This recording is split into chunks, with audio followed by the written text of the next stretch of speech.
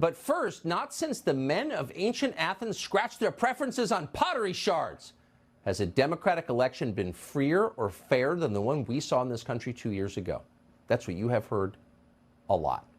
Joe Biden got more votes than any president ever, 81 million at least.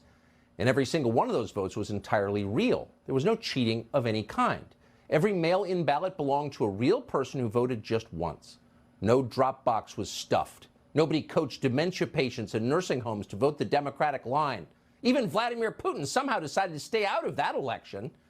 Tech oligarch Mark Zuckerberg did get involved. He spent $400 million to control the mechanics of the election, but for the very best reasons. And above all, in case you were wondering, voting machines around this country recorded the legitimate results with flawless precision.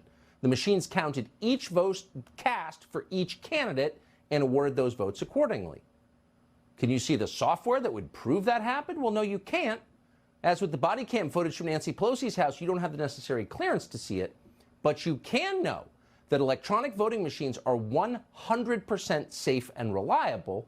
And that's why government officials have told you again and again that the 2020 election was, quote, the most secure in American history. Believe it.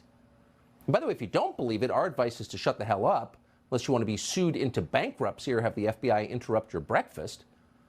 So that, in summation, is the official media-approved view of our last election. It was perfect. Don't ask questions. So given that, we were a little surprised when we pulled up Politico this morning. Politico is the publication that helps control the rest of the media on behalf of the Biden administration.